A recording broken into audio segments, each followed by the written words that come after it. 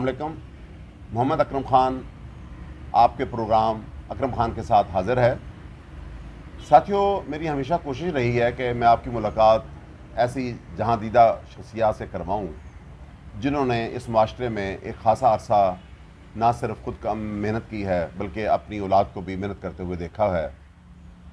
आज मैं एक ऐसी शख्सियत से आपकी मुलाकात करा रहा हूँ कि ये मुल्तान की, मेरे साथ तो इनके तल्लुकात तकरीबन 43 ईयर से हैं और मैं इनके साथ बैडमिंटन खेलता रहा हूँ लेट 80s में और अर्ली 90s में। और जब मैं इनकम टैक्स डिपार्टमेंट में आया तो मुझे ये ऐसे लगता था कि हाजी मोहम्मद सईद साहब ये इस महकमे के एक रूह रवां हैं। और मुझे बाद में पता चला कि ये एक्चुअली हमारे महकमे के ऑफिसर नहीं हैं बल्कि ये इस महकमे की बिल्डिंग के मालिक हैं। लेकिन इनके साथ न सिर्फ मेरे बल्कि मेरे इनकम टैक्स डिपार्टमेंट के तमाम लोगों के तल्लुकात ऐसे रहे हैं कि हमें आज भी 43 ईयर्स के बाद भी ऐसे लगता है जैसे हमारा इनके साथ फैमिली रिलेशन है। इतने जहांदीदा, इतने मुखलिस, इतने मेहरबान कि हमने इनके साथ बहुत अच्छा टाइम गुजारा है। तो मुझे चूँकि ये hub of the city Multan शहर में एक Tarak road main Abdali road से जब हम तारक रोड की तरफ मुड़ते हैं तो ये जो जगह है ये भी हाजी साहब की कोठी के बिल्कुल फ्रंट पोर्शन में अहमद शाह अब्दाली का जाए पैदाइश की जगह है। और ये मैं आपको दिखा रहा हूँ, देखें। और यहाँ से हम जो तारक रोड पे आ गए हैं और तारक रोड के साथ ही ये देखें माइलस्टोन लगा हुआ है, यहाँ मुल्तान का फास्टा वगैरह लिखा हुआ है और इसके साथ ही बिल्कुल ये उनकी कोठी पे आ गए हैं हम। लेकिन ये मैं अभी आपको मेन अब्दाली रोड का थोड़ा सा नज़ारा करा रहा हूँ। अब ये देखिए, ये माइलस्टोन से आपको पता चल रहा है कि भी मुल्तान के मुख्तलिफ अतराफ़ कैसी हैं। ये हाजी साहब का हम उनके घर पहुंच गए हैं। तो उनके घर जाने से पहले मैं आपको आगे एक और साथ वाली बिल्डिंग दिखाता हूं जिसमें हमारा इनकम टैक्स ऑफिस जो 79 से, तो मैं देख रहा हूं 79 से लेके तकरीबन 2007 तक ये इस बिल्डिंग में ये हमारा कमिश्नर ऑफिस रहा है जी। और यहाँ बड़ी बेहतरीन बिल्डिंग होती थी। और ये जो बिल्डिंग है इसमें सईद अहमद ख़ान साहब को मैंने देखा था, विसाखुर हसन रिजवी साहब को देखा था। और उसके बाद हमारे डॉक्टर खलील साहब भी आए, एडिशनल कमिश्नर यहाँ रहे हैं। सलीम आसद साहब भी यहाँ रहे हैं। चौधरी अब्दुल गनी साहब भी यहाँ एडिशनल कमिश्नर रहे हैं। और ये आगे बहुत बड़ा यहाँ एक जंग शेर नामी एक हमारा नायब कासिद खड़ा होता था जो उसने कुल्ला पहना होता था। और इस कोठी की बहुत एक दहशत होती थी सर। ये मैं बता रहा हूँ कि इस कोठी के बैक साइड पे हमारे इनकम टैक्स ऑफिसरान के कमरे थे। मैं आपकी मुलाकात कराता हूँ हाजी मोहम्मद सईद साहब के साथ। हाजी साहब अस्सलाम वालेकुम। वालेकुम अस्सलाम वरहमतुल्लाहि वबरकातुहू। तो हाजी साहब, आप अपना कुछ तारफ़ करवाएं कि आप कहाँ से हैं, कहाँ से आए थे यहाँ पाकिस्तान में, तो क्या क्या करते रहे हैं? मेरी जो पैदाइश है वो जलंधर हिंदुस्तान की है। मैंने वहाँ पर छठी जमात तक तालीम हासिल करता रहा हूँ की है। छठी की जब मैं पढ़ रहे थे उस वक्त पार्टीशन हो गई। इसके बाद हम पार्टीशन के बाद लाहौर आ गए। लाहौर में हमारा जो कारोबार था, पहले हमारे वालिद साहब का एक दफ्तर वहाँ भी होता था जिसका नाम था सईद लेदर स्टोर, चैम्बरलैंड रोड पे। चैम्बरलैंड रोड, लाहौर जी। तो वहाँ पर जो वहाँ बंदा काम करता था वो अंदरून मोची गेट उसकी रिहाइश थी। कुछ दिन हम वहाँ रहे। इसके बाद हम मुल्तान शिफ्ट हो गए। मुल्तान में हमारे रिश्तेदार आते थे पहले कदीराबाद में, कुछ दिन हम वहाँ रहे।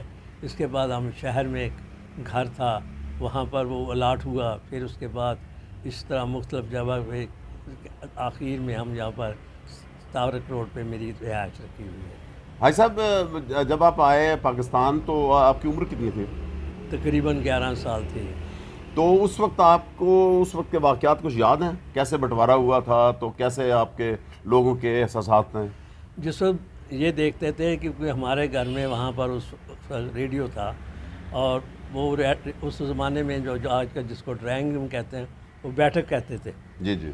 उस बैठक में उस वक़्त जो ख़बरें आती थी पार्टीशन की, वो बैठक तकरीबन सारे अहले मोहल्ला आके ना वहाँ पर इकट्ठे हो जाते थे ख़बरें सुनने के लिए। तो वो जब ख़बरें सुनने के बाद फिर वो चले जाते थे। तो ये तो वहाँ रहा है बंटवारे के वक्त दिनों में, यानी जलंधर में, जब आप जलंधर में जी होते थे। जी जी। जी इसके बाद फिर ये जहाँ तक है स्कूल का, जब मैं पार्टीशन हुई, मैं छठी जमात में पढ़ता था। इसके बाद मुल्तान आ गया, मुल्तान आके दाखिला लिया। वो महीना 2 महीने तो वैसे घूमते रहे। फिर उसके बाद दाखिल हो गया मुल्तान में। उसके बाद फिर पढ़ते पढ़ते फिर कॉलेज में चले गए। कॉलेज में जाके एफ ए करके बाद फिर मैं कारोबार में वालिद साहब के साथ आ गया। तो भाई साहब, अब आपको उस ज़माने के जो बचपन के आपके छठी क्लास के बच्चे थे वो याद हैं आपको? बड़े उनमें से जो मुल्तान के मशहूर शख्सियात हों उनमें से कोई? असल में वो लोग जो इतने ज़्यादा, एक तो था ये वकील अपना अकील अहमद ख़ान था यहाँ पर। वो हाई कोर्ट के में रजिस्ट्रार रहे हैं, मुल्तान भी रहे हैं, लाहौर भी रहे हैं। वो तो हैं, लाहौर रहते हैं। मुल्तान के जो बंदे हैं ना, वो हमारे मेरे कज़न थे, वो डॉक्टर बन गए, वो कनाडा में हैं, डॉक्टर नवाल उल हक साहब। इसी तरह जो और लोग हैं ना, वो भी मेरे जो क्लास फेलो थे ज़्यादा 4-5 तो डॉक्टर बन गए, वो बाहर ही हैं, सारे चले गए। बाकी जो है ना दोस्त जो है ना, अब काफ़ी सारे दोस्त तो वैसे फौत हो गए हैं। जी। अच्छा भाई साहब, मैं एक बरसबीले तस्करा पूछना चाह रहा हूँ कि उस ज़माने में, अच्छा ये इस घर में, जिस घर में हम बैठे हैं, ये कब आपने ख़रीदा था? जी, हमने जगह ख़रीदी थी सन 1975 में, अच्छा। 73 में। तो भाई साहब, उस ज़माने में तो इसके रेट्स बहुत मामूली होंगे। बहुत कम रेट थे। लेकिन उस ज़माने के हिसाब से तो बहुत, ये रेट भी काफ़ी होंगे। नहीं, उस रेट से उस वक्त देखिए, ये ज़मीन जो ली थी हमने, वो ली थी तकरीबन 31,000 रुपये कनाल के हिसाब से। 31,000 रुपये कनाल भी बहुत ज़मीन है। उन लोगों के पास पैसे भी नहीं होते होंगे मेरे ख्याल में। वो तो ये देखें, बात सुने, अब यही है, ये जो चीज़ें हैं देख रहे हैं, वो शुरू में हमने देखा है, मैं 3 रुपये किलो मछली लेता रहा हूँ। अब वही मछली जो है ना, वो है तकरीबन 600-700 तक बिकती है, जैसे भी है। रोहू मछली थी। जी जी। अब ये आप अंदाज़ा लगा लें इसका कितना रेट फ़र्क पड़ गया। जो मिठाई थी उस ज़माने में मैक्सिमम मिठाई का रेट होता था 4 रुपये किलो। जी। अब वो जो 4 रुपये किलो वाली मिठाई है, अब वो हो गई 600 रुपये किलो, से भी ज़्यादा। जी। अच्छा, मैंने वहाँ पर अच्छा। मैंने जो जहाँ सबसे डॉक्टर साहब पहले, पूछ रहे हैं कि भैंस भी आपने खरीदी थी? हाँ, मैंने जो सबसे पहले भैंस यहाँ पर ख़रीदी है, वो 575 रुपये की ख़रीदी थी। वो 500, वही जो भैंस मैंने दूध और पीने के बाद भी 575 की बिके। अब वही भैंस जो है ना, कम से कम 3 लाख रुपए की है। इतना फ़र्क बढ़ गया रेटों का। हाँ साहब, गाड़ियाँ उस ज़माने में थी? बहुत कम गाड़ियाँ थी जी। उस ज़माने में, तो बहुत कम गाड़ियाँ थी। कोई किसी के बंदे के पास गाड़ी होती थी, गिनती की गाड़ियाँ थी लोगों के पास। कोई आम लोगों के पास गाड़ियाँ नहीं थी। भाई साहब, मैंने आपसे पूछना था कि जब आप लोग इंडिया से पाकिस्तान आए तो यहाँ कारोबार मुसलमानों का कैसा था? देखें, बात ये है कि मुसलमान चाहे इंडिया में थे या पाकिस्तान में थे ना, सिर्फ ज़्यादा वहाँ काम था चमड़े का, पाकिस्तान मोस्टली। बाकी तो कोई दूसरे काम भी करते थे, कपड़े वगैरह की दुकानें थी, लेकिन ज़्यादा चमड़े का काम, क्योंकि हिंदू चमड़े काम नहीं करता था। अच्छा। लेकिन मोस्टली काम जो था ना चमड़े का, वो मुसलमान करते थे। अच्छा, इंडिया में सर ये बताइएगा साहब कि मुसलमानों का जो मुआशी सिलसिला रोज़गार था वो क्या था ज़्यादातर लोगों का? देखें, बात सुने, जो है ना कराची जैसे है, बम्बई वगैरह, वहाँ तो लोग जो थे ना, वहाँ पर पुराने बिजनेसमैन थे। इसी तरह चनियोड़ के लोग थे ना, वो भी पुराने बिजनेसमैन थे। वो भी जाके ना कानपुर, कलकत्ते और बम्बई में जाके उन्होंने भी कारोबार किया। ये लोग जो था ना, एक दूसरे को देख के ना, ये सारे कारोबार में आ गए थे, चनियोड़ वाले। अच्छा। मुसलमान उमूमन ज़्यादातर ना छोटे कारोबार करते थे, बड़े कारोबार ज़्यादातर हिंदुओं के पास थे ज़्यादा। लेकिन बहरहाल ये नहीं कह सकते कि 100% उनके पास है, किसी न किसी तरीका छोटे मोटे बात थोड़ा अगर थे तो बहुत कम लोगों के पास था कि ये था जो कारोबार, बड़े कारोबार थे, वो बहुत कम मुसलमानों के पास। अच्छा, पढ़ाई में वहाँ के बच्चे जो थे, मुसलमान बच्चे, वहाँ क्या स्टैंडर्ड था उनका? वो असल में पुराने ज़माने में जो स्टैंडर्ड था ना, वो पढ़ने का तरीक़ाकार ही अब से तो बिल्कुल मुख्तलिफ था। वहाँ तो सिर्फ ये होता था कि ज़्यादा से ज़्यादा जो प्राइमरी तक जो है ना होती जो तालीम थी वो तो मुख्तसर ही होती थी। असाब हो गया और वो ख़ास तौर पे उर्दू हो गया, इंग्लिश तो होती नहीं थी। इंग्लिश तो जाके जाके 5वीं या 6वीं में शुरू होती थी, पहले 5वीं में होती थी। पहले को प्राइमरी था 4 जमात तक। अच्छा। बाद में प्राइमरी हो गया था 5 जमात तक।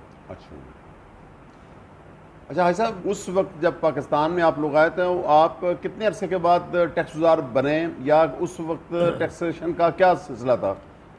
क्योंकि असल में हम वहाँ पर प्री पार्टीशन हमारे वालिद साहब टैक्स गुजार थे। अच्छा। यहाँ भी आके फौरी तौर पर टैक्स गुजार हो गए थे। अच्छा, तो मतलब उस ज़माने में टैक्सेशन का लोगों में खौफ था? खौफ तो हमेशा तकरीबन काफ़ी साल तक रहा है, अब ये खौफ ख़त्म हुआ है। आगे तो ये होता था कि इंस्पेक्टर आता था, आधा बाज़ार बंद हो जाता था जी। इतना खौफ था। लोग असल में अनपढ़ थे सारे, किसी को पता ही नहीं था कुछ। वो कहते हैं पता नहीं टैक्स वाले ने हमें खा जाना है। जो पुराने लोग थे, जो टैक्स गुजार थे, उनको तो पता था कि ऐसा मसला नहीं है, लेकिन जो नए लोग थे ना, वो बेचारे डरते थे। अच्छा भाई साहब, मैं आपसे मेरा तारुफ 1979 से है जी। तो ये साथ वाली जो कोठी है ये आपकी थी, जी। तो ये साथ वाली कोठी जो है आपकी है। जी जी। इसमें मुझे ये बताइए कि आप के ये इनकम टैक्स डिपार्टमेंट को जो किराए पे आपने कोठी दी थी, जी तो जी। याद है कितना किराया आप वसूल करते थे? शुरू में 45,000 रुपये महीने पे किराया था। भाई साहब, उस ज़माने के जो आप तो चूँकि टैक्स डिपार्टमेंट के साथ ही रहे हैं, तो ये बताइए कि उस दौर के जो अफसरान किन किन के साथ आपके दोस्ताना रहा और वो आपके फैमिली मेम्बर रहे? मतलब आपके तो मामू भी हमारे कमिश्नर होते थे, ख्वाजा सरवर साहब। जी जी। वो भी मुल्तान में कमिश्नर रहे हैं, बाद में मेंबर FBR रिटायर हुए थे। सबसे पहले तो जो ज़्यादा मेरे ताल्लुकात बने हैं ना, वो उस मोहम्मद सईद खान साहब से बने थे, जो कमिश्नर। पहले वो असिस्टेंट कमिश्नर थे, अपील में थे, फिर वो यहाँ पर IAC बने गए आए, फिर बाद में वेल्थ टैक्स कमिश्नर बन के लाहौर बैठते थे, यहाँ भी आते थे। फिर उसके बाद मुल्तान में कमिश्नर की उनकी पोस्टिंग हुई। अच्छा, मैंने तो आपको वैसे असगर अब्बास शाह साहब होते थे हमारे ऐसे, जी जी। और फिर विसाकुल हसन रिजवी, जी जी। और इस तरह के और भी काफ़ी लोगों से ये सारे असल में देखे ना, असगर अब्बास साहब से भी मेरी बड़ी दोस्ती थी। बल्कि जब वो वलायत गए हैं ना 6 महीने की ट्रेनिंग के लिए, तो उनके घर बच्चे और उनकी मिसेस हमारे घर में रही थी 5-6 महीने। जी जी। इसी तरह वो लोग जो थे ना, इंतहाई बेहतरीन, क्योंकि ईमानदार अफसर थे वो बहुत, असगर अब्बास साहब। तो उनके मैं कभी कभी घर जाता था, जब उन्होंने यहाँ दफ्तर बांधा था, उनके घर में खाना खाता था, तो उनकी मिसेस कहने लगी हमने कभी गोश्त नहीं खरीदा छोटा। अच्छा, खरीदा ही नहीं कभी नहीं खरीदा। अच्छा, असल सादगी का दौर था। हाँ, नहीं वो बेचारे। अच्छा भाई साहब, मैं ना पुरानी यादें ताज़ा करते हुए आपसे पूछना चाहूँगा कि आप ये बताइए कि जो इनकम टैक्स बिल्डिंग है, ये जो जिसमें आजकल हमारा RTO दफ्तर बना हुआ है, ये तो हिंदुओं की बिल्डिंग थी। नाजरीन, ये जगह जो आप देख रहे हैं ये RTO की बिल्डिंग है। ये बेसिकली ये हिंदुओं की बिल्डिंग थी। बाद में ये इसमें इनकम टैक्स ऑफिस शिफ्ट हो गया, और फिर मैं 79 से तो मैं देख रहा हूँ, बल्कि 71 में मुझे इस बिल्डिंग में आने का इत्तेफाक हुआ था। और ये इस बिल्डिंग के लेफ़्ट साइड पे आप देख रहे हैं, ये जो दरख्त है, यहाँ एक कुआं होता था, और इस कुएं के साथ आजकल सेकंड स्टैंड बना हुआ है। इसे बैक साइड पे ऑफिसर्स का 1-2 ऑफिसर्स की रेजिडेंस भी होती थी, और राइट साइड पे उनके कमरे होते थे। अब ये मस्जिद बन गई है, और इसके बिल्कुल साथ ही एक मुल्तान टैक्स बार का दफ्तर बन गया है। तो आइए मैं आपको दोबारा हाजी साहब के पास ले चलता हूँ। ये एक हिंदुओं की मलकियत थी, पार्टीशन हुई ना, तो ये फिर ये इनकम टैक्स डिपार्टमेंट ने ले ली किराए, ये उसके नाम लाट। इसके अलावा यहाँ पर ये रेडियो पाकिस्तान के सामने भी एक बिल्डिंग ली थी अफसर के लिए इन्होंने। अच्छा। वो भी थी लाट, लेकिन वो किसी अफसर ने अपने नाम फिर ट्रांसफ़र करवा ली थी। अच्छा जी। हाँ, ये जो बिल्डिंग थी ना, ये असल में हिंदुओं की बिल्डिंग थी, और इस पे फिर इन्होंने गवर्नमेंट ने ख़रीद ली, ये अपने जो थी गवर्नमेंट से ख़रीद ली है। अच्छा, गवर्नमेंट से ले ली इन्होंने। औकाफ की प्रॉपर्टी होगी ना मेरे ख्याल में। औकाफ की नहीं थी मेरा ख्याल, ये किसी की। तो भाई साहब, ये कैसा, कुछ थोड़ी सी मुझे इसकी बताएंगे बिल्डिंग की क्या होती थी कंपोजिशन? देखिए, यहाँ से जब हम एंटर होते हैं तो लेफ्ट साइड पे आजकल मुल्तान टैक्स बार का ऑफिस है, साथ मस्जिद है, उसके साथ मुझे याद पड़ता है कि एक कुआं होता था बहुत। जी यहाँ पर एक कुआं होता था पहले बाएं तरफ, जी जो जो जिस वक्त दफ्तर जो जहाँ स्टैंड बना हुआ ना, जी साइकिल वहाँ स्टैंड। कुआं था। जी जी। उसका बकायदा बैल भी रखा हुआ था महकमे ने, वो पानी चलाने के लिए, कोई मोटर शोटर नहीं थी। जी जी। उसके अलावा जो आगे बिल्डिंग थी ना, उसमें 5-6 कमरे ना, 5-6 अफसरों के कमरे थे और स्टाफ के कमरे थे। जी जी। पीछे तो ना एक अफसर का घर होता था, अच्छा। जो सीनियर अफसर होता था, जो इंचार्ज होता था, उसका घर होता था पीछे। तो भाई साहब ये इस बिल्डिंग में जो ये हमारी टैक्स की बिल्डिंग है, ये तो मेरे ख्याल में कमिश्नर तो फैसलाबाद नहीं बैठता था। पहले कमिश्नर तो लाहौर बैठता था। जी यहाँ से ये जो थी ना कमिश्नर था, वो लाहौर बैठता था। उसकी जो जुडिक्शन थी ना, वो थी इधर सादकाबाद तक, जी जी। और इधर से थी गालबन लाहौर तक उकाड़ा थी। उकाड़ा तक शायद थी। बहुत बड़ा था। जी, जी। बल्कि IAC जो था ना यहाँ का, मुल्तान में जो बैठता था, उसकी भी जुडिक्शन सादकाबाद से उकाड़े तक थी। जी जी। ये मकसद ये है कि अब जो इतने RC बन गए हैं, ये उस अब तो 3 RC बन गए ना जी। 3 एक RC बन मुल्तान गए। हो गया रीजनल हाँ कमिश्नर, जी, 3 हो गए। चीफ कमिश्नर, एक भावलपुर हो गया, हाँ जी। एक साहिवाल हो गया। हाँ जी। तो उस वक्त तो मेरा ख्याल है एक आई IAC होता था। IAC बैठता था इन सारे एरिया में, एक IAC होता था। उस वक्त रेवेन्यू भी बड़ा थोड़ा सा। वो असल में भाई साहब उस ज़माने में टैक्स की एग्जम्पशन भी 12,000 रुपये होती थी मेरे ख्याल में। नहीं जी नहीं, किसी ज़माने में तो सिर्फ 2000 थी। अच्छा 2000 थी, ठीक है।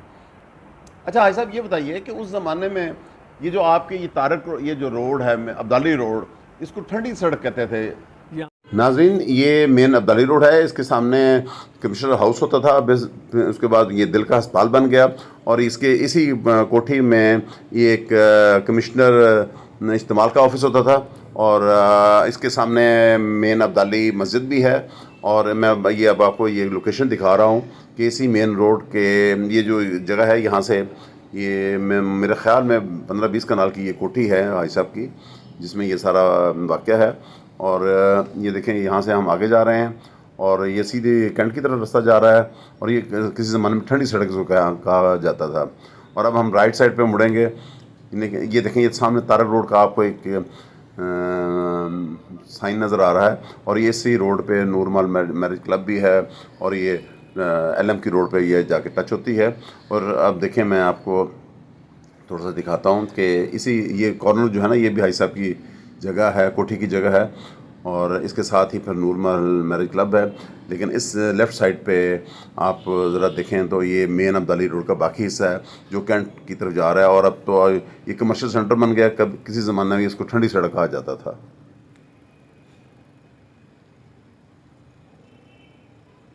यहाँ इसमें जो सड़क थी ना, इसमें साहब बहुत बड़ी कोठियाँ थी जी और इस पे जो है ना सड़क पे लगे हुए थे दरख्त, जी। जो कि ज़्यादा शीशम के ना, सॉरी शीशम के नहीं, वो या तो थे बोर्ड के दरख्त थे या थे उसके ये ज़्यादा थे।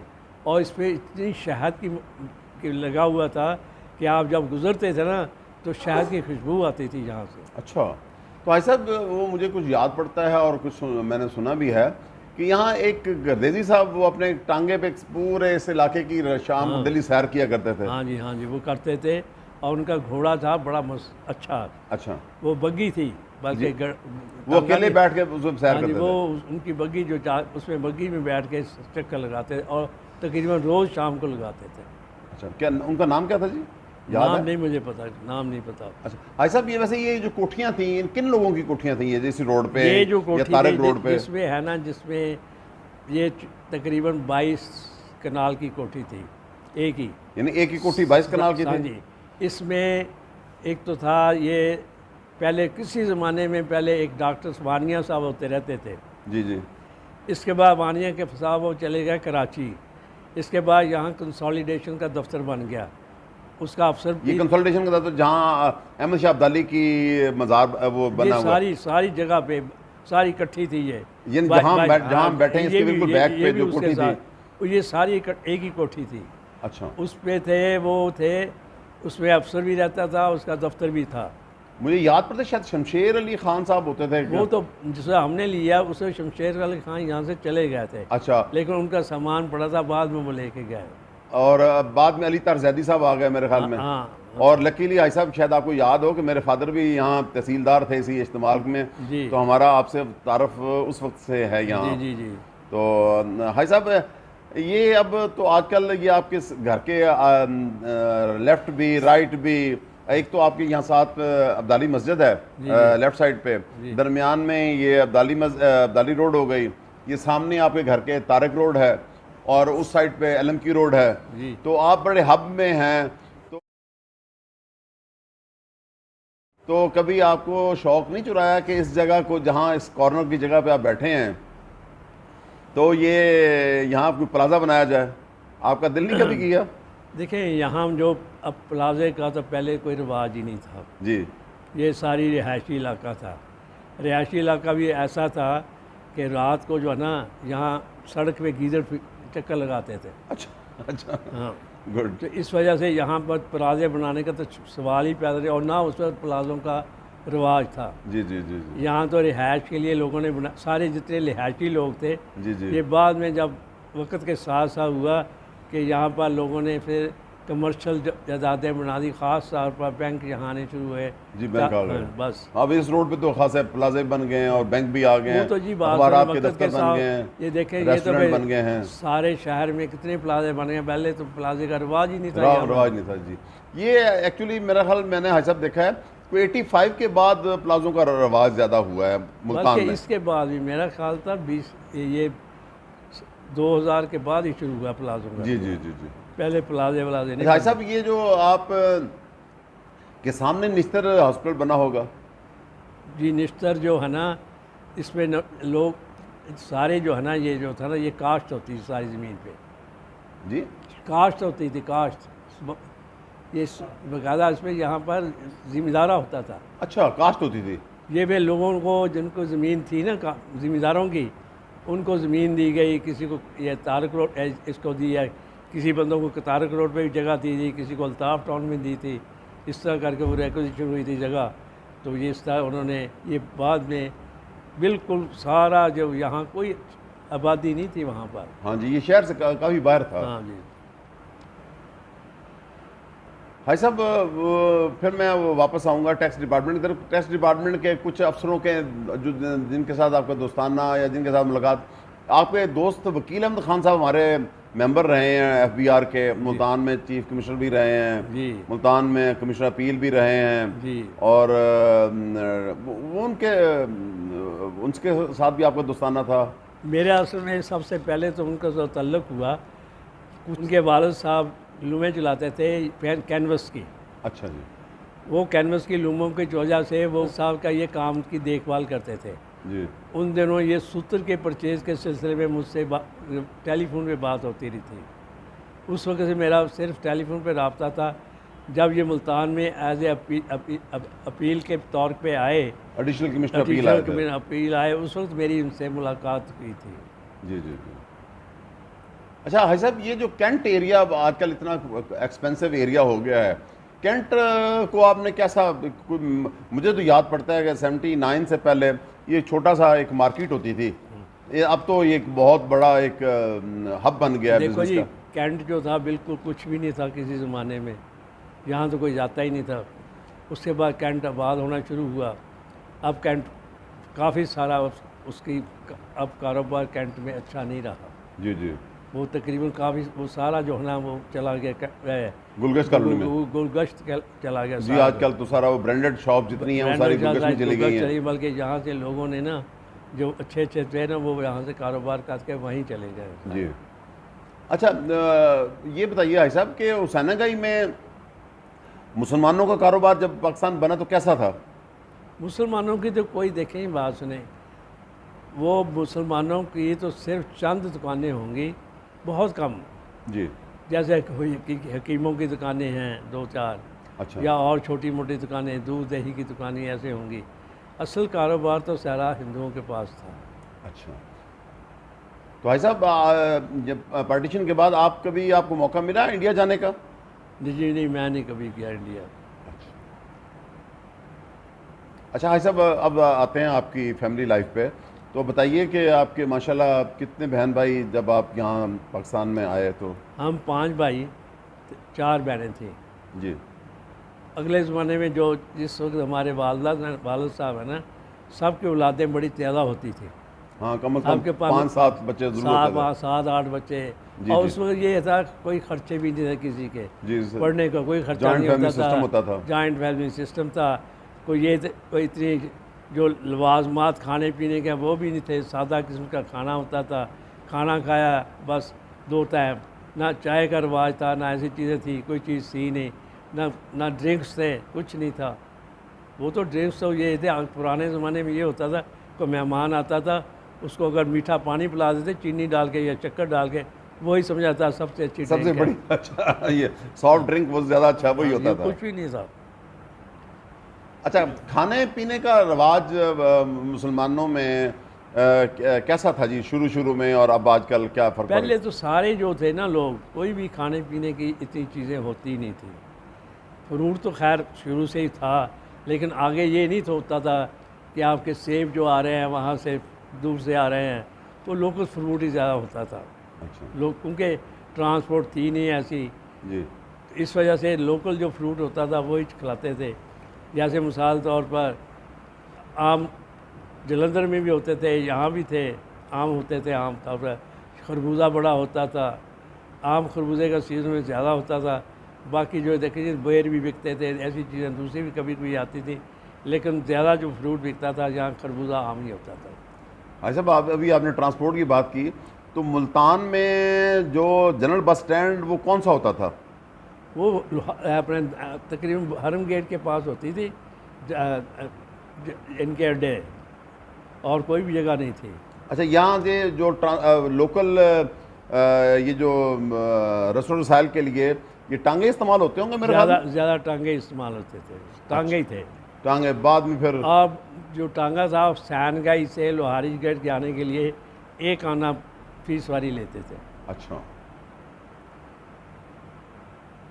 और ये वैगनों का सिलसिला तो बाद में आया? नहीं, तो बहुत अच्छा भाई साहब, यहाँ तो एक डेरा अड्डा होता था, डेरे अड्डे पे भी जनरल बस स्टैंड होता था, एक फिर 14 नंबर चुंगी पे था एक। देखिए ये बाद में बने हैं, पहले कोई नहीं था। पहले जो स्टैंड थे वो सिर्फ हरम गेट में होते थे बस। अच्छा, ये लोगों का लाइफ स्टाइल जो है ये किस साल में तब्दील हुआ अलग अलग घरों में? पहले तो लोग ज़्यादातर मैंने देखा था मुल्तान जो था 9 नंबर चुंगी पे ख़त्म हो जाता था, 9 नंबर चुंगी, 8 नंबर चुंगी, ये इधर आ जाएं निश्तर रोड पे, या फिर उधर चले जाएं आप ज़्यादा से ज़्यादा शरीफपुरा और ये जो दिल्ली गेट के इर्द गिर्द। ये बात सुने, ये शाहरुख आलम तो बना ही नहीं था। नहीं कुछ भी नहीं था। देखें यहाँ पर जो था ना, यहाँ जो 9 नंबर चुंगी है ना, उसके बाद तो ज़्यादा खेत ही होते थे, कोई घर होगा। हाँ जी, ये सारी आबादी थी ना, वो सारी की सारी काश्त होती थी। बल्कि मेरा एक ड्राइवर था जो फौत हो गया, वो कहता था मैंने तो जो है ना लोहारी गेट में भी, इस पे रोड पे भी काश्त होते देखी है, क्योंकि वो थी किले के साथ जगह जो खाली जगह होती थी लोग उसमें काश्त भी कर लेते थे। अच्छा, काश्तकारी भी करते थे? ये यानी काश्तकारी जो थी ना जी, वो तकरीबन पार्टीशन के बाद भी छोटी काश्त पहले होती रही काश्तकारी शहर के अंदर भी। जी जी, ये मेरे ख्याल में लास्ट साल स्कूल की वाली जगह पे भी काश्तकारी होती थी। सब काश्तकारी ये तो 64 के अराउंड मेरे ख्याल में ये ये स्कूल बना सारा था। जो इलाका है ना ये काश्तकारी होती थी। बल्कि यहाँ पर जो थी ये ऑफिसर्स कॉलोनी बनी, ये सबसे नज़दीक तरीन जगह थी जी, शमशाबाद। गुलगश्त भी मेरे ख्याल में आपके सामने बनी होगी। हाँ, गुलगश्त भी बनी। इम्प्रूवमेंट ट्रस्ट का डिपार्टमेंट होता है, शायद उन लोगों ने बनाई थी। हाँ जी, हाँ जी, ये 2-3 कॉलोनियाँ, एक गुलगश्त कॉलोनी बन गई, हाँ जी। शमशाबाद कॉलोनी बन गई। पहले जहाँ इस जगह पे जाता कौन था, उनके लिए कहते थे यार वहाँ जाएगा कौन, लोग जाते नहीं थे। अच्छा भाई साहब, आपने वो बच्चों की बात शुरू हुई थी कि मेरे 5 भाई और बच्चे, तो आगे आप नतायन पर आप के माशाल्लाह के बेटियां कितने सर? मेरे 2 बेटे 4 बेटियाँ।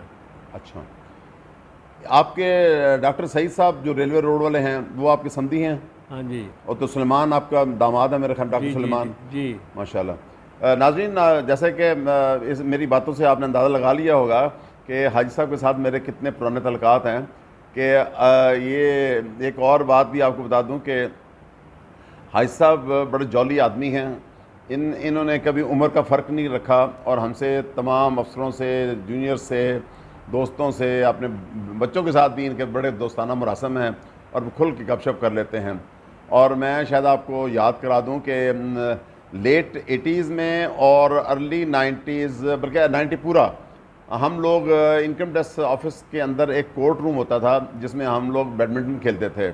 मैं, मियाँ एजाज साहब, सईद खान साहब और बाद में तालिब शेख साहब भी खेलते रहे, और बशारत कुरैशी साहब, और भाई साहब फ़तेह मोहम्मद साहब होते थे कलेक्टर कस्टम, जी वो भी हमारे साथ खेलते थे। जी भाई साहब, मेरा आपके साथ आज इंटरेक्शन जो है वो ख़ास तौर पे ये करना था कि आप हमें अपनी कोई पुरानी यादें ताज़ा करें ना। आप चूँकि हमारे सीनियर सिटीज़न में हैं, हमारे मेहरबान भी हैं और मुल्तान के बड़े सरकर्दा आदमी हैं, क्योंकि आपने जिनिंग भी की है, आपने बिज़नेस भी किया है, सूत्र का कारोबार भी किया है, किराने का कारोबार भी किया है। आजकल भाई साहब ने ये जो इस बिल्डिंग के साथ जहाँ हमारा कमिश्नर ऑफिस होता था, इसी बिल्डिंग में नूर महल मैरिज क्लब के नाम से इन्होंने एक बहुत बड़ा मैरिज क्लब बनाया है, जिसके 3 मेरे ख्याल कैनोपियाँ लगी हुई हैं। और ये नाज़रीन मैं आपको दिखाता हूँ कभी ये कैमरे में, कि आप देखें कि ये, बल्कि हमारा जब इनकम टैक्स ऑफिस होता था, ये फ्रंट की जो मैं आपको फ़िल्म दिखा रहा हूँ, ये इसमें आप देखेंगे कि ये हमारे कमिश्नर विसाकुल हसन रिजवी साहब बैठते थे। और इससे पीछे भी जो हमारे ऑफिसर्स थे, बाद में 97 में मुझे भी, मैं इनकम टैक्स ऑफिसर था, तो मैं भी, ये आपने कमरा मैं आपको दिखाता हूँ कि ये इस कमरे में मैं बैठा करता था। और अब ये चूँकि दफ्तर हमारा सारा आरटीओ का, ये मेरे ख़्याल में 98 के बाद शायद, यानी 2007 में मेरे ख़्याल में ये बिल्डिंग वहाँ शिफ्ट हो गई थी आरटीओ बिल्डिंग में। तो ये फिर उसके बाद भाई साहब ने ये अपना कारोबार शुरू कर लिया, यहाँ इसी में मैरिज हॉल बना लिया, और इसी तरह भाई साहब साथ जिन्नी का कारोबार ही करते रहे। नाजरीन, ये वही मार्की की जगह है, ये उसी बिल्डिंग के नूर महल के बिल्कुल साथ वाली जगह है, जिसके बैक साइड पर यहाँ कमिश्नर इस्तेमाल का दफ्तर होता था, जिसमें मैंने आपको बताया कि मेरे फादर भी यहाँ तहसीलदार इस्तेमाल रहे हैं। और लकीली इसी बिल्डिंग, ये जो विंडो नज़र आ रही हैं, ये एक्चुअली मेरे कमरे थे। मैं इनकम टैक्स ऑफिसर सर्कल 06 और 07 का किसी ज़माने में यहाँ ऑफिसर रहा हूँ। तो अब ये कमरे दोनों इनके ज़ाती इस्तेमाल में आ गए हैं। इनके 2 बेटे हैं माशाल्लाह, एक साकिब साहब हैं मेरे लेफ्ट बैठे हैं, तो मैं अपने कैमरामैन से कहूँगा कि साकिब साहब का तारफ़ कर। साकिब साहब, क्या हाल है आपके? खैरियत से हैं? ठीक हैं। तो आप क्या कारोबार करते हैं? अच्छा, गुड। अच्छा, अभी वो हमारे साथ डॉक्टर जैन, इनके बेटे हैं, ये हमारे डॉक्टर खलील साहब चीफ कमिश्नर मुल्तान में रहे हैं, उनसे 4 साल जूनियर, लेकिन इनका दोस्ताना उनके साथ वो भाइयों जैसा, बैचमेट जैसा है। तो अभी आते हैं तो उनसे मैं आपकी मुलाकात करवाता हूँ। भाई साहब, आप अपनी ज़िंदगी की ख़ास बातें सुनाएं ना हमें, कि क्या आपने देखा और क्या कैसा पाया, अपने दोस्तों की, अहबाब की, मुल्तान शहर के बारे में बातें बताएं, ताकि हम अपने आइंदा नस्ल को बता सकें कि ये हम लोग कैसे रहते थे, कैसे हमारा ओढ़ना बिछोड़ना था, कैसे लोगों के मरबत कैसी थी, देखें जी, बात भाईचारा कैसा था। पहले लोगों में मोहब्बत बड़ी थी आपस में जी। जिस तरह हम, मेरे यानी आगे हम अपने नान के घर जाते थे तो वहाँ पर महीना रह के आते थे। अब वो बातें ख़त्म हो गई हैं।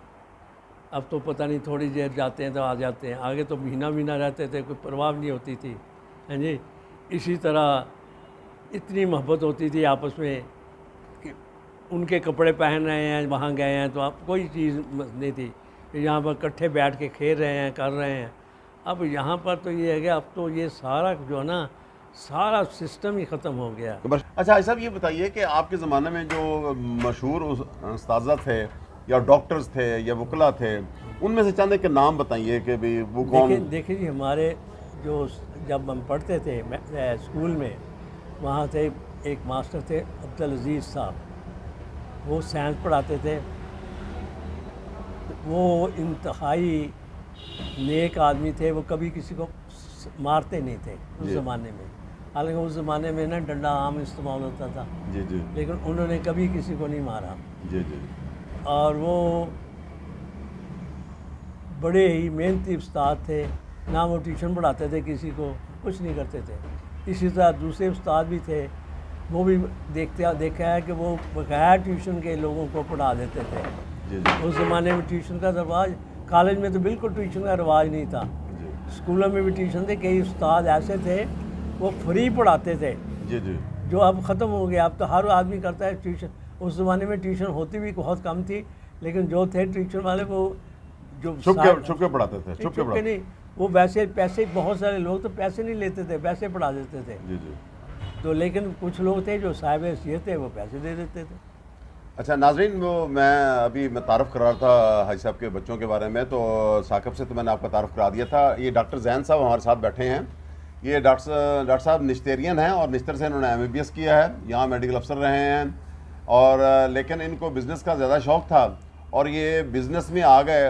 हालांकि ये जो आजकल हमारे VC निश्तर हॉस्पिटल हैं, राना अल्ताफ़ साहब, ये डॉक्टर साहब आपके बैचमेट हैं? जी जी, अच्छा।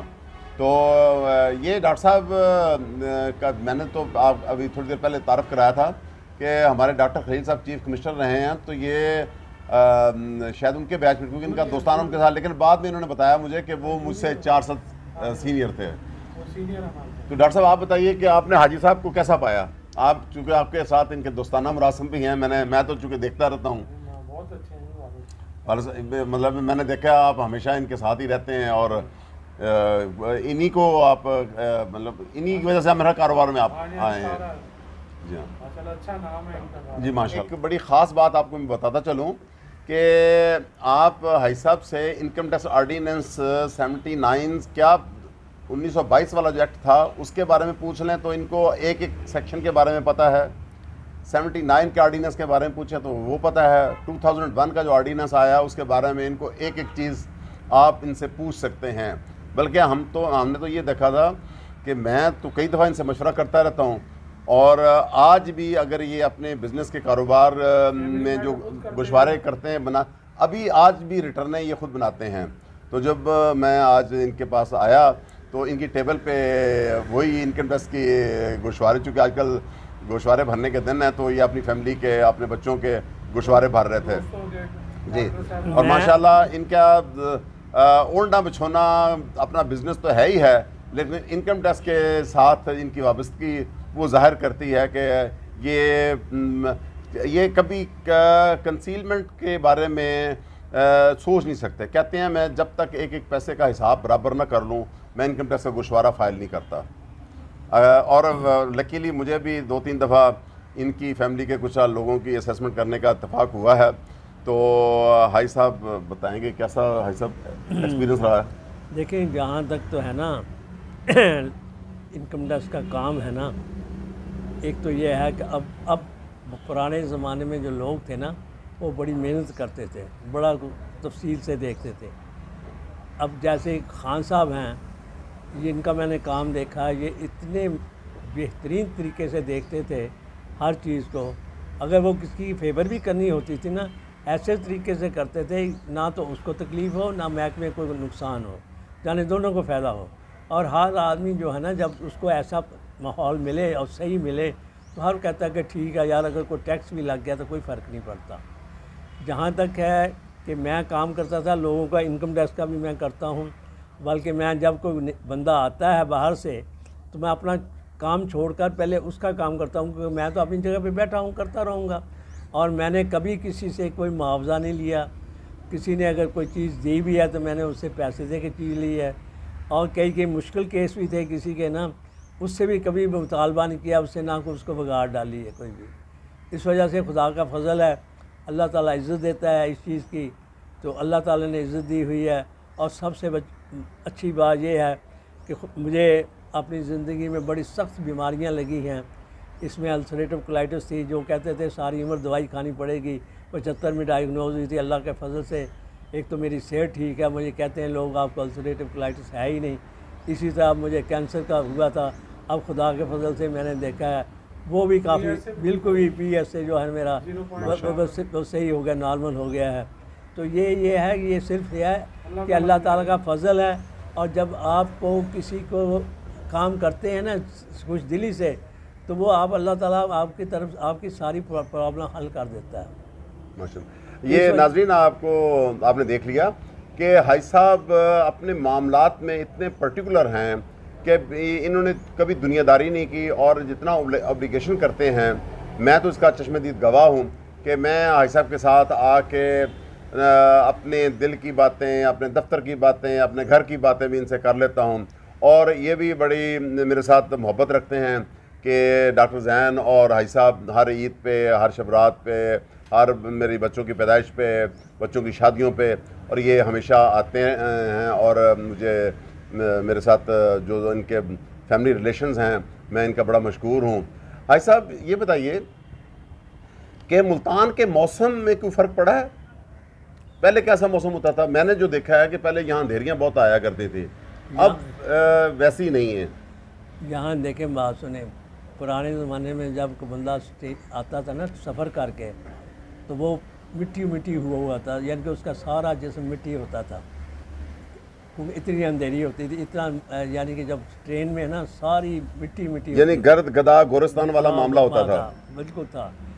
अब जो है ना आगे ज़माने में, पुराने ज़माने में तो ये जो है ना गर्मी है ना काफ़ी ज़्यादा होती थी, और अब वो मैं समझता हूँ उतनी गर्मी जो है ना ज़्यादा वो कुछ दिन पड़ती है, सिर्फ गिनती के दिन। आगे बहुत ज़्यादा गर्मी होती थी। अच्छा हाई साहब, ये चूँकि आजकल आप ये मार्की के बिज़नेस में हैं, शादी ब्याह फंक्शंस आपके साथ वाली कोठी में होते हैं, ये बताइए कि ये जो मैरिज हॉल्स का जो बिज़नेस है ये कब से शुरू हुआ है? क्योंकि पहले तो मैंने देखा करता था कि शादियां घरों में होती थी, प्लाटों में होती थी, और मसाजिद में हो जाती थी, या किसी के बड़े घर में हो जाती थी। अब ये कब से ये सिलसिला होना शुरू हुआ है? ये देखें जी, बात सुने, पहले तो वाकई आप सही बात है कि जितनी शादियाँ होती थी कोशिश ये होती थी या तक घरों में करते थे, सड़कों पे गलियों में करते थे। मेरी शादी हुई है, मेरा वलीमा हुआ था, मेरी गली में हुआ था। सब वो कुछ याद करें कि किस ज़माने में आप को याद हो कि शुरू में मुल्तान से लाहौर का रेलवे पे क्या किराया लगता था? वो किराया तो जो मैं मुझे याद है, मैं पहली दफ़ा जब पेशावर जाता था यहाँ से PIA में, उसका कोई 97 किराया होता था सारा। ₹97? हाँ जी, सिर्फ। अच्छा। तो इसी तरह फैसलाबाद का 20 रुपये किराया था यहाँ से, जहाज़ का। अच्छा। इसी तरह दूसरी चीज़ों में ट्रेन के भी बड़े थोड़े पैसे होते थे। अब तो वक्त के साथ साथ पैसे की कदर कम सता हो गया, तो वो ये है कि हर चीज़ महंगी हो चली गई। किसी ज़माने में ये पेट्रोल तो था, मैंने थे नहीं, मेरे एक बुज़ुर्ग बता रहे थे कि भाई मैं वो 4 रुपये गैलन पेट्रोल लिया करता था, जिसमें 4.5 लीटर होता है। अब यानी 1 रुपया लीटर था।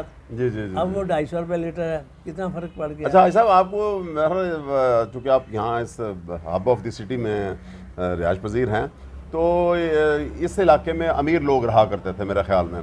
तो उस वक्त में शुरू 50s में या 60s में कितनी गाड़ियाँ होंगी मुल्तान में? मेरा ख्याल उंगली पे गिने जा सकते होंगे। हाँ बिल्कुल, उन्हीं में नहीं किसी की गाड़ी होती है, वो कहते हैं यार उसके पास गाड़ी है। अच्छा भाई साहब, एक और बात मुझे याद आ रही है कि ये तो मैंने खुद देखा था कि 80 तक हमारे इनकम टैक्स डिपार्टमेंट की जो बिल्डिंग थी तारक रोड, उसमें LMQ रोड पर है, RTO ऑफिस के सामने, और या इसी तारक रोड पे लोग गाड़ी गुजारते नहीं थे कि कोई इनकम टैक्स वाला गाड़ी देख ना ले।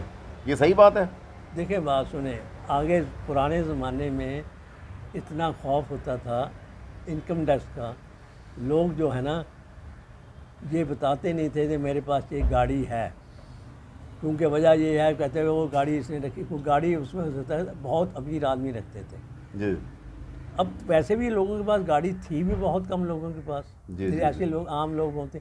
मुझे याद है कि ये डॉक्टर सईद साहब हैं ना, इन्होंने गाड़ी ली थी, कुछ 10-15 हज़ार रुपये की ली थी, वो सारे शहर में मशहूर, और डॉक्टर ने गाड़ी ले ली। अच्छा। इसी तरह मेरे रिश्तेदार हैं, वो भी बुज़ुर्ग हैं काफ़ी बड़े, तो उन्होंने गाड़ी ली थी, वो भी 12-13 हज़ार की। पहले ये करोला जो थी ना, ये सारी 13-14 हज़ार की आती थी। जी। मैंने जो करोला, ये 72 में बंद हो गई थी करोला, गवर्नमेंट ने बंद की थी, तो मैंने आखिरी गाड़ी ली थी करोला की 23,000 रुपये की ली थी, वो भी कोरोना थी। अच्छा, करोला नहीं थी, कोरोना थी। सही बात है। अब यह करोला तो वैसे सस्ती होती थी, और भी नहीं करोला थी। तो भाई साहब फैसलाबाद में आपने कारोबार किया? फैसलाबाद में सबसे पहले जो है ना, हमारे वालिद साहब ने जब सूत्र का काम किया, तो फैसलाबाद में कारोबार साथ शुरू कर दिया था। हमारे छोटे भाई सुदीप साहब को पहले वहाँ भेजा, क्योंकि वहाँ असल में कारोबार फ्लॉरिश कर रहा था बहुत तेज़ी से। उसके बाद एक भाई और चला गया, फिर 3 भाई हम वहाँ चले गए, फिर 4 चले गए वहाँ पर, क्योंकि वहाँ कारोबार की नौयत है वो बहुत आगे निकल गया, ख़ास तौर पर टेक्सटाइल में। जी जी। फैसलाबाद, इसको तो आप ये कहते हैं, ये इंग्लैंड का जो है वो मैनचेस्टर है। अच्छा भाई साहब, वो मुझे याद पड़ता है कि वकील अहमद खान साहब जब हमारे मेंबर थे इनकम टैक्स के, तो उन्होंने एक दफ़ा कहा था कि अगर मेरे बस में हो तो मैं पूरे पाकिस्तान का रेवेन्यू फैसलाबाद से इकट्ठा करके दे सकता हूँ। या क्या ये सही बात है? देखिए बात सुने, ये तो मैं नहीं मानता, क्योंकि इसमें रेवेन्यू जो है ना कराची में बहुत ज़्यादा होता है। वो ये था, इसका मकसद ये नहीं होता कि इतना हो जाए। अलबत्ता ये बात सही है कि वहाँ का रेवेन्यू जितना होना चाहिए ना, मेरा ख्याल है वहाँ पर 10% भी मुश्किल से रेवेन्यू इकट्ठा होता है। उसकी वजह ये है, वहाँ पर देखा ऐसे ऐसे लोग हैं जिनकी करोड़ रुपये साल की आमदनी है, वो इनकम शो करते हैं 10,000 रुपया। तो भाई साहब, आप मुल्तान के बारे में मैं चाहता हूँ कि आपके दोस्तों के बारे में कोई बात बताएं कि आपके दोस्ताना, चूँकि यहाँ आपके पास जब मैं आया करता था तो मुश्ताक तौला साहब होते थे, उनके साथ आपके बड़े दरीना मुरासम थे। एक खालिद साहब फुटबॉलर होते थे, उनके साथ आपके बड़े मुरासम थे। जो खालिद साहब थे ना, वो फुटबॉलर नहीं थे। हाँ जी। वो एथलीट थे। अच्छा। और वो ऐसे एथलीट थे जैसे अमरसन कॉलेज की तरफ से, जिन्होंने पंजाब यूनिवर्सिटी में मेडल लिया था। जी जी। इसी तरह वो मुल्तान के बेस्ट एथलीट भी रहे। जी जी। और वो बहुत ही जौली थे और बहुत ही विट्टी थे। हाँ जी, हाँ जी। तो मैं इसी तो तरह आपके दरमियान में बैठता रहा हूँ तो मुझे पता है। इसी तरह उसको मुश्ताक तोला कहते थे। तो एक दफ़ा मैंने उनके भाई से पूछा, भैया इसको तोला क्यों कहते हैं? तो उसने मुझे बताया भी तोला इसलिए कहते हैं, बचपन में इसका वजन बहुत थोड़ा था। अच्छा। तो उसको तोला कहते थे। वैसा नाम तोला पड़ गया। अब वो सारा जो है ना मुल्तान में जो जानने वाले थे ना, उसको तोला के नाम के याद करते थे। वो इसका बुरा भी नहीं मनाता था, वो ठीक है। नाज़रीन, बड़ी दिलचस्प गुफ्तगू हो रही है, तो मैं यहाँ बताता चलूँ कि हम 1-2 दफ़ा यहाँ से उठे हैं जहाँ बैठे थे। चूँकि यहाँ बिजली 2 दफ़ा जा चुकी है तो हमें एक दफ़ा अंदर ड्राइंग रूम में जाना पड़ा। तो अब हम यहाँ फिर, और भाई साहब को मुसलसल एक मक्खी बड़ी तंग कर रही है, तो मैं बात को आगे बढ़ाते हुए, भाई साहब आप एक उम्र के बारे में एक पंजाबी की वो सुनाते हैं, वो तो सुनाएं। अच्छा। कि 60 साल के बंदे का क्या होता है, 50 साल वो ये नाज़रीन सुनने वाली बात है, ये जरा सुनिएगा। देखें, बुज़ुर्ग कहते थे, अब इसमें कोई थोड़ा सा चेंजिंग आ गई है। कहते थे पहले बरकत दाया खेल के को आया। पुराने ज़माने में ना ये नहीं, आप तो 3 साल के बच्चे में बस्ता डाल देते हैं, चल भी स्कूल ला लो, वो होता नहीं। आगे ज़माने में ये होता ही नहीं था। पहली जमात में दाखिला होता था। अब तो प्राइमरी ये वो कहाँ कहीं शुरू हो गया, प्ले ग्रुप हो गया, फिर हाँ जी नर्सरी हो गया। आगे ये नहीं था। आगे ये था सिर्फ पहली जमात होती थी। इस वजह से, और वो इसीलिए था ना कि वो, बल्कि लोग कई 5 साल का बच्चे को पढ़ा लेते ही नहीं थे, वो 6 से 7 साल का हो जाता था। तो वही इसलिए कहते हैं बरकत दाया खेल के गवाया। उसमें कोई पढ़ने के लिए भी इतना बोझ नहीं होता था। क्या होता था, उर्दू की किताब होती थी या छोटी मोटा हिसाब होता था, बस। जी जी। वो कुछ भी नहीं था मेरा ख्याल। इसके बाद कहते थे दूध है भी पत्थर जिंदा पीर। वो ये है कि मैं पूरी जवानी होती है, उसमें ये है कि आदमी जो है मजबूत होता है, हर चीज़ उसकी ठीक होती है। कहते हैं मैं 3 दहाया 30 ਵੱਡਿਆਂ ਦੀ करदा रीस। जिस तरह बैठता ना ਵੱਡਿਆਂ ਦੇ ਵਿੱਚ कहता नहीं ऐसे कर लें, ऐसे कर लें, मशवरे देने लग जाता है, मशवरे देता है कि वो मतलब उनकी रीस का। 4 दहाया 40 तक गल च पै गई पुजाली। पुजाली वो उसको कहते हैं जो ये ना खेतों में हल चलाते हैं ना, जो जानवर के बॉल जो होते हैं, बैल जो होते हैं, उनके गले में डालते हैं। यानी बंदा जो होता है ना, उसके बच्चे जवान होते हैं, उसकी पढ़ाई का खर्चा बढ़ जाता है, कुछ बच्चियाँ शादी वगैरह होती है उसकी, यानी ये उस पर खर्चे का बहुत बड़ा बोझ पड़ता है। इसी तरह 5 दाया 50 ठंडे लैंदा सा। अच्छा। वो मकसद है जिला हो जाता ना, कहता ओहो असीं तो आह कर देंगे सी, यह कर देंगे सी, ठंडे साह लैंदा। 6 दाया 60 हथ च फड़ लैंदा लट। हाँ जी, हाँ, वो मतलब आपने सहारा ढूंढता है फिर वो। सारा ढूंढता है जी। सद है 70 बंदा जाता 72 फिर उल्टियां सीधियां गल्लां करता है। अर्थ है 80 बंदा हो गया खस्सी। जी फर्क हो जाता है, वो कुछ कर नहीं कर सकता। 9 ਦਾ ਹੈ 90 जिथे बैठे उत्थे हगे। वो तो कहता यार जिथे इत्थे क्यों हो जाए। हाँ जी, वो आपने 10 ਦਾ जा ना मरन ना खौ ना जीन का मज़ा, बस ऐसे ही है, ऐसी ज़िंदगी है। लेकिन अब ये है, ये इसमें कह सकते हैं, देखें बात सुने, ये कोई ज़रूरी नहीं है हर बंदा जो ना 60 के बाद लट पकड़ लेता है। कई तो 50 में भी लट सहारा जी। ढूंढते हैं। ये सेहत पे है। आदमी कैसे हैं जो 80 साल की उम्र में भी ठीक ठाक चौकसमंद हैं, जो 40 साल में बूढ़े हो जाते हैं। ये भाई जो साहब कि बहुत शुक्रिया सर, आज बड़ा लुत्फ़ आया आपकी फैमिली के साथ बैठ के। आपसे हमने कुछ मैंने अपनी यादें आपके साथ ताज़ा की, कुछ आपने अपने दोस्तों की और पाकिस्तान की और मुल्तान के लोगों के बारे में बताया, इंडिया के जैसे जब आप लोग आए थे वो बताया। साथियों आपका बहुत शुक्रिया कि आपने हमारी तवील नशिस्त को एंजॉय किया, देखा और हाई साहब की बातें सुनी। और मैं यहाँ एक बात फिर बताता चलूँ कि मुझे हाई साहब की सादगी का यहाँ आज फिर 43 इयर्स के बाद मुजाहरा देखने को मिला है कि इसी सोफ़े पे और इसी कुर्सियों पे ये इनको हमेशा कोशिश होती है कि ड्राइंग रूम में ना बैठें, लान में ना बैठें, ये इसी बरामदे में 43 ईयर से मैं इनको देख रहा हूँ, यहीं बैठते हैं, यहीं अपने दोस्त अहबाब को मिलते हैं। भाई साहब आपका बहुत शुक्रिया। मैं दुआ करता हूँ अल्लाह ताला आपको सेहत कामला अता करे और आप खुश व खुर्रम रखें और हमें आपकी हाज़िरी नसीब होती रहे और हम आपसे सीखते रहें। आपको बहुत शुक्रिया। बहुत बहुत मेहरबानी आपकी। साथियों मैं आपसे दरख्वास्त करूँगा कि आज आपने प्रोग्राम देखा, आप इस प्रोग्राम को लाइक कीजिएगा, सब्सक्राइब कीजिएगा और हमारे चैनल को AK92 अकरम खान के साथ प्रोग्राम को लाइक करते रहिएगा। आपका बहुत बहुत शुक्रिया।